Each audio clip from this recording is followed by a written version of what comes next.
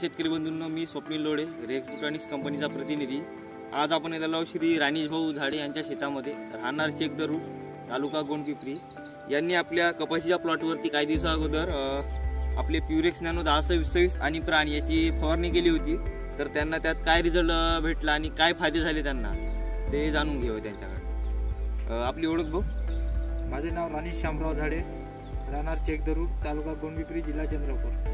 तर भाऊ, आपण जे कपाशीवरती काही दिवसा अगोदर प्राण आणि प्युरेक्स नॅनो 10-20 ची फवारणी केली, त्यानंतर तुम्हाला काय बदल जाणून आला व कसा रिझल्ट वाटला ते सांगा। झाडाचे फांदे फुटवेमध्ये चांगले प्रकारे दिसून आलं आणि झाडाला जे काही हर्बिसाइड मारलं होते ते पिंगळपणा होते ते काळेपणामध्ये दिसून आले आणि चांगल्या प्रकारे खोडाची वाढ पण चांगल्या प्रकारे झाली आणि मुलं पण चांगल्या जमिनीमध्ये निघाले। तर यांचं म्हणणं असं आहे की यांनी प्युरेक्स नॅनो 10-20 आणि प्राण वापरल्यानंतर झाडाची वाढ जी होती ते वाढ देखील झाली। बघू शकता तुम्ही, झाड फ्रेश आहे, पूर्णपणे हिरवेगार आहे आणि फुटवे सुद्धा करू लागले आणि वाढीवर सुटले आहे।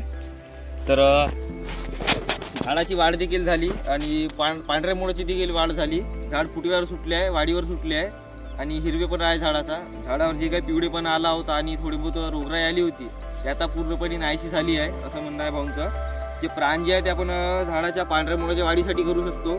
पांढऱ्या मुळाची वाढून झाडाची वाढ होणे आणि जे प्युरेक्स नॅनो 10-20 आहे त्याच्यामध्ये NPK प्लस मायक्रोन्यूट्रिएंट असते, त्यामुळे झाडाची वाढ होते, आपली झाड चांगली वाढीवर सुटते आणि फुटवे देखील झाडाचे।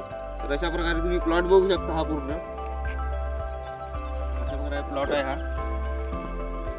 तर भाऊंनी हे प्रोडक्ट वापरले आणि भाऊ बाकी शेतकऱ्याला काय उद्देश द्याल, तुम्ही काय सांगाल याच्याबद्दल? हर्बिसाइड वापरल्यामुळे झाडाची जे काही प्रमाणामध्ये झाडाची जी वाढ कमी होणार आहे त्याच्यासाठी हे प्रोडक्ट चांगले काम करते। 10-20 आणि कोणती जरी मुलं त्याच्या जमिनीत जाऊन नसेल तर ते जमिनीमध्ये जाण्यासाठी प्लॅनचा उपयोग करा असं सांगा। पहिल्या फवारणीमध्ये जेणेकरून आपण प्युरेक्स नॅनो 10-20 आणि प्राण याचा वापर केला पाहिजे असं भाऊंचं म्हणतो।